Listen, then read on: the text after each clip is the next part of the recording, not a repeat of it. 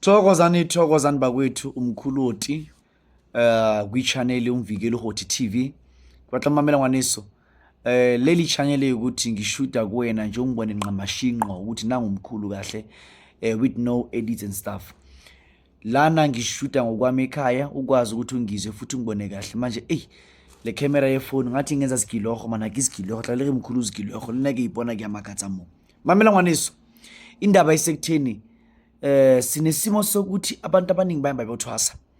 Uma umuntu ambila yothwasa, umuntu ufika rapiwe ephehlweni, umuntu ufika aface iabuse ephehlweni, kwesinye isikhathi uface iabuse from abantwana bogobela, kwesinye isikhathi umuntu uphenduka islave. Uma umuntu ethwasa kumuntu ngokomthetho, umuntu akumelanga ukuthi kube umuntu ukuthi uba islave, but uba umuntu ukuthi usebenzela idlozi lakubo through ukusiza lapha emzini, mhlambe through ukupheka, through ukucleaner, through ukuwasha izitsha, through ukwenza ini, the way wonke umuntu asebenza ngakhona lapha ethongweni. But namhlanje we get ukuthi abantu behamba beyothwasa. Umuntu mehambile yothwasa ujika futhi azabuye, uma ebuya ubuya kuyikuthi akayazi next. Kunabantu ukuthi they rightly go to an initiation school or they undergo an initiation process, but they come back knowing nothing. I mean like nothing. They come with empty heads, empty minds. Like umuntu agana nix engqondweni yakhe yomoya. Spiritually umuntu agana nix. But you went there wathwasa for a year.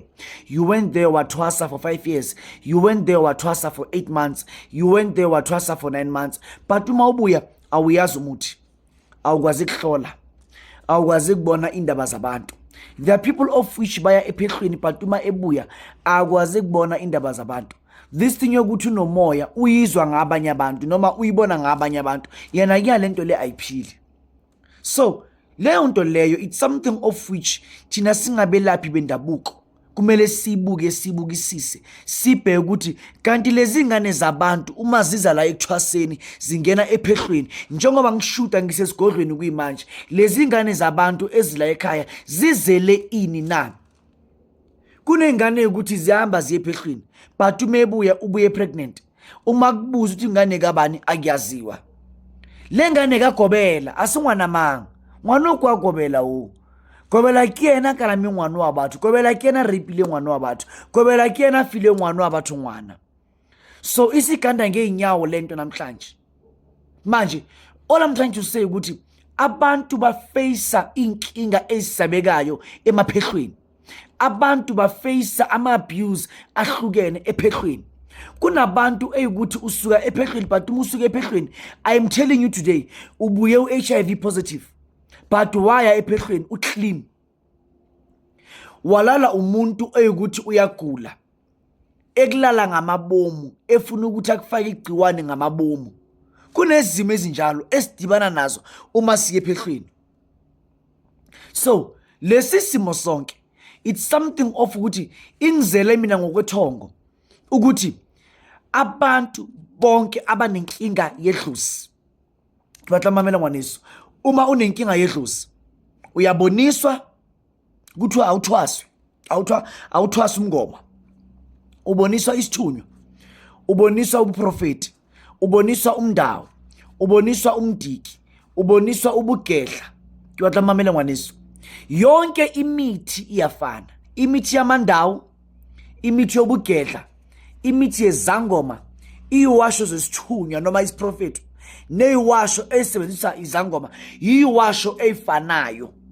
Kuhluka nje ukuthi wena elakho idlozi lifuna ukhuleke, noma elakho idlozi lifuna ugide, noma elakho idlozi lifuna ukuthi wena ube umuntu oyikuthi uyagida noma awugidi. Uma ungagidi sithi wini uyinyanga noma uyigedla bareka spedi kinyaka chupcha. Ngaka chupcha ayigidi ngaka chicha kaSesotho. Nkadi ngala hasisangoma. Uma unjalo awugidi. Uma unomngoma leli dlozi elibhongayo yo uma uhleli ungathi ungamemeza kungathi ungayenza ini lapho sikhuluma ngedlozi lomngoma. Lo muntu isangoma yilaba abadla intwaso. Inyanga ayidli intwaso, umndawo awidli intwaso, isithunywa asidli intwaso. Manje by so saying, I'm trying to say to you, mina ngumkhuloti ngiboniswe ukuthi kumele ukuthi ngenze indlela ukuthi abantu bathwase ngendlela elula. Ene le ndlela elula mkhulu indlela enjani? Bonke abantu kufanele ukuthi bathwase kodwa bathwase ngendlela ehlukile. How mkhulu do you mean? Sine program ezoqala manje ngo-August, nge-6 zika-August iyaqala program. Ngivulele bonke abantu abanomoya. Uma unomoya wedlozi, umama umdala una 60 years, ubaba umdala kodwa uhlusha umoya mhlambe you are 45, 50, 55, 70, usisi una 21, 22, 23, uyingane ena 15 years. Ma wami, ingane yakho uma ihlushwa idlozi, umkhulu wethu uze neprogram yokuthwasisa abantu ngendlela ehlukile. How?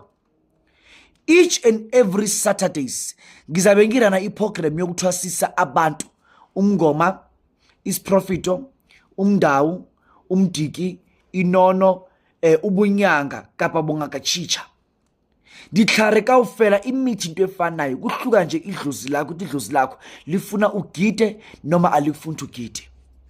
Abanye abantu baqine sebangena kuba ama self initiates hobane motho a sa gone go nna ntse a robala ke ntate wa tedu e putsa. Ha o ra mo sheba ntate o thuntse ka mahafing, o thuntse ditedung, o thuntse ka pele, o thuntse mpeng, mara o ike moduma ngwana hao. O ska ba riska ka ngwana hao. Ngwana hao a rapiwa ba rapiwele ke thaka hao. Sirana iprogram every Saturdays for abantu abathi mina nginedlozi kumele ukuthi ngithwasa. Woza mntaka baba e131 Marshall Street, Johannesburg, CBD. For abantu bonke ngithwasisa abantu each and every Saturday e131 Marshall Street, Johannesburg, CBD. Angihlali nethwasa mina ekhaya.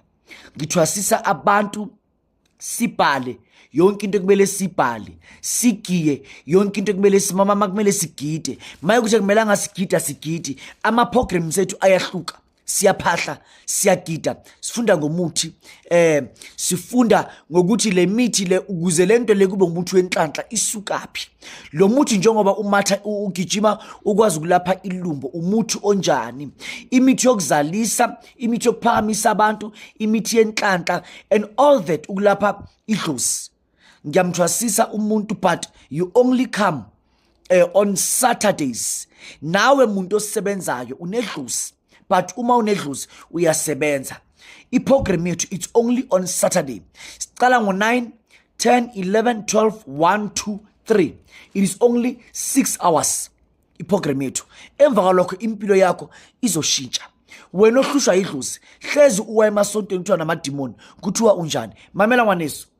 Woza uhlanga nomkhuluti e131 Marshall Street, Johannesburg, CBD. Ubhalise for iprogram yakho. Kunabantu ukuthi baye emaphehlweni, imali zakhona kubizwa imali eningi, o 50,000 o 80,000 amanye amaphehlo, o 100,000 amanye amaphehlo, but ubuya nekhanda lakho awukwaze ngisho nokubhula umuntu ukuthi uphethwe yinyawo, awuboni, but usuke ephehlweni. Batla mamela ngwaneso, mkhuluti is here for you.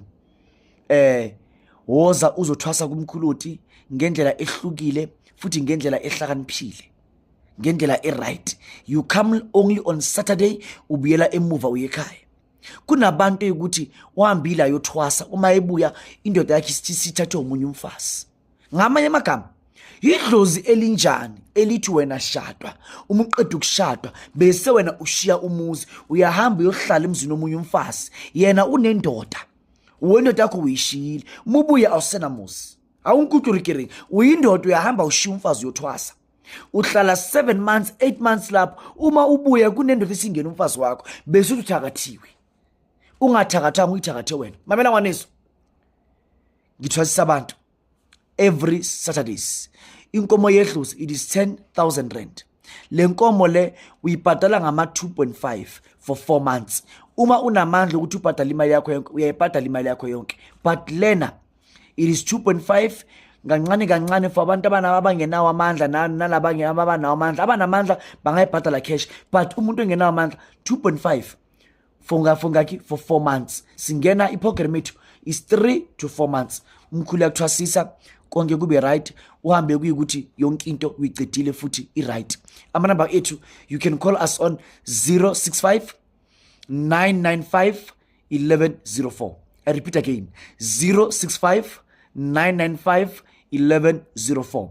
Noma ufone ku 061 272 4272. Mamela ngwaneso ungafona futhi ku 076 324 8763. Umkhuloti inyanga lena eyukuthi izokusebenza mancitha ukusebenza nguthwasise muncitha ukuthwasa uyosebenza abantu beyindumandumane eyaduma esizweni. Siyabonga.